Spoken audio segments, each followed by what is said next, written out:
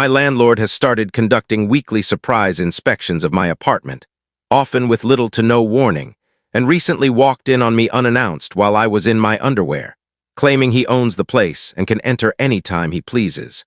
For the past month, he's been showing up almost every week, texting me late the night before or even the morning of to say he's coming over.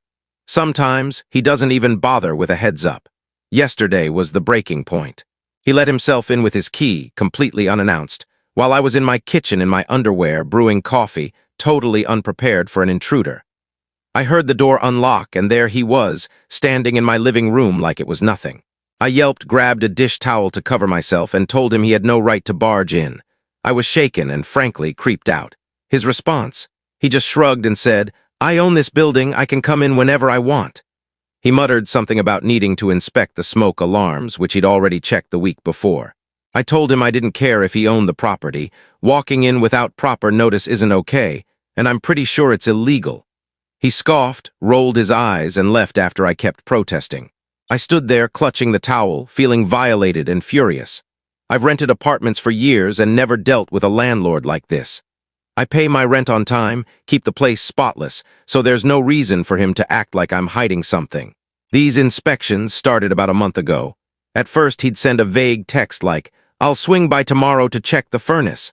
But it was always less than a day's notice, sometimes just hours. From what I know, landlords in many places must give at least 24 hours notice for non-emergency visits, and I'm pretty sure snooping doesn't count as an emergency. Yesterday's unannounced entry was the final straw. I was humiliated and livid that he saw me half-dressed and acted like he had every right to stroll in. I shouted that he needed to get out and that what he was doing wasn't legal. That's when he threw out the "it's my property" line. I was stunned that he genuinely believes owning the building gives him free rein to invade my space. Tenants have rights to privacy and to enjoy their home without harassment. Rent isn't just for walls, it's for peace. I didn't shove him out, but I was tempted. He left with an irritated huff, like I was the one being unreasonable. I'm posting this because I'm almost certain his actions violate tenant laws, but I want to confirm. Can landlords do weekly inspections with barely any notice? Can they just unlock your door and waltz in whenever they feel like it? I doubt it. I'm rattled and angry right now. I plan to research my tenant rights and maybe report this, but I'd love advice on dealing with a landlord who ignores boundaries. I don't want to make things worse, but I won't live like this. Any tips on next steps, legal info, how to confront him would be great. Thanks. Also, I'm already double locking my door and thinking about a chain lock, but I know he could still get in when I'm not home. Update 1. Thanks to everyone who responded to my original post. I took your advice and dug into tenant rights. As I suspected, my landlord is breaking the law with these surprise visits. In my state, like most, landlords must provide reasonable notice, usually 24 hours, for non-emergency entries. Some laws even specify that inspections should happen during normal hours, like 9 a.m. to 5 p.m., not random evenings or early mornings. Landlords need a legitimate reason, like repairs or showings, and proper notice, unless it's an emergency like a burst pipe. His frequent, poorly justified visits border on harassment. One legal guide listed repeated unauthorized entries as a clear example of landlord misconduct. Armed with this info, I decided to stand my ground. I sent him a text, keeping it in writing, explaining what I'd learned. I said I'm fine with valid inspections, but he needs to follow the law on notice. I even cited the state law on 24-hour notice and stressed that tenants are entitled to privacy. I clarified that weekly checks with no real reason were excessive and disruptive. For clarity, I realized I slightly misspoke earlier. It's been 5 visits over a bit more than a month, roughly weekly. Notice was usually 10 to 12 hours or same day, rarely a full 24 hours. His response was not great. He texted back quickly, sounding defensive, saying I was being uncooperative and should remember who owns the place. He flat out said if I don't like his policies, I can leave. It felt more like a bully's tantrum than a professional reply. I responded calmly, saying I'm only asking for the legally required notice and to not be disturbed so often, and that I'm not trying to cause trouble, just want my rights respected. He didn't reply after that, but my standing up to him seemed to make him double down. Over the next few days, he started showing up even more, like he was trying to catch me slipping. One evening, around 8 p.m., I heard noises outside and saw through the peephole that he was fiddling with my door handle. Then he knocked, claiming he needed to check the thermostat. I hadn't reported any heating issues. It was fine. It was clearly a pretext to snoop. I told him through the door that it wasn't a good time and to schedule a visit per my text. He muttered that it'd only take a second. When I didn't open the door, he eventually left. It felt like he was testing me, trying to prove he could show up whenever. Another time, he knocked, saying he was checking for plumbing issues. Again, no notice beyond the knock. I've been refusing entry unless he schedules properly, politely repeating that we need to follow the law. Each time, he acts annoyed, like I'm the problem. I've started keeping a detailed log of every visit or attempted entry, with dates and times, and saved all our texts. Legal guides recommend documenting everything, so I'm building a paper trail in case this escalates. I also spoke to a few neighbors. One said the landlord pulled similar stunts with another tenant last year, who ended up moving out after threatening to contact a tenant advocacy group. It seems he has a habit of pushing boundaries, especially when tenants push back. I looked into my options if he doesn't stop. In my city, tenants can file complaints with the housing department for harassment, and there are laws against landlord retaliation. More on that soon. I don't want a full-blown feud, but I won't let him walk all over me. For now, I've made it clear I know my rights. Hopefully, he'll back off and act like a reasonable landlord. We'll see. Update 2. I didn't expect to post again so soon, but things took a turn. This morning, my landlord pulled something that left me both furious and stunned. At 6 a.m., yes, 6 in the morning, I woke up to someone tampering with my door lock. Before I could fully process, there's loud knocking, then his voice yelling, "Emergency, gas leak." I barely had time to throw on a robe before he unlocked the door and stormed in, claiming there was a gas leak in the building. I didn't smell any gas and no alarms were going off. My gut told me this was nonsense, but I was half asleep and rattled. I asked where this supposed leak was reported and why no other units seemed affected. He vaguely said a neighbor reported a gas smell somewhere and he needed to check my apartment. That made no sense. If there's a real gas leak, you call the utility company or evacuate, not poke around one unit. But he was already inside, so I told him to make it quick. He went straight to my kitchen, where there was no gas smell, then to my bedroom and bathroom, opening cabinets and even checking behind the shower curtain, nothing related to gas lines. I'd had enough. I grabbed my phone and started filming him as he rummaged near my dresser. I didn't hide it. I wanted him to know I was documenting this absurd inspection. When he noticed, he lost it. He demanded I stop recording, saying I couldn't film him in his own building. I shot back that this is my home, I pay rent, and I can record for my safety. I said if this was a real emergency, he shouldn't mind the camera. He got red-faced and yelled, "Put that phone down." He even grabbed my arm briefly like he might take it. I pulled away and warned that if he touched me or my phone again, I'd call the police. That made him pause. Cops are probably the last thing he wants. He muttered, "You're making a mistake," and started to leave. I followed, still filming, and asked if there was actually a gas leak or if this was just an excuse to barge in. He gave me a nasty look, said, "Don't test me," and slammed the door. The whole thing is on video except the first minute or so before I grabbed my phone. There was no gas leak. I checked with a neighbor later. They didn't report anything and no utility crew showed up. He made it up to invade my space at dawn. Also, 6 a.m. is not a reasonable time for non-emergency visits. Most laws say entries should be during business hours unless it's urgent. This was clearly harassment, likely because I called him out on the law. He's trying to intimidate me by showing he can show up anytime. I spoke to a friend who's dealt with similar issues, and they said the fake emergency plus grabbing my arm could be considered trespassing or even borderline assault. I thought about calling the police to report the illegal entry, but figured they'd see it as a civil issue. Instead, I contacted a local tenant rights group that morning, and they connected me with a lawyer who specializes in landlord harassment.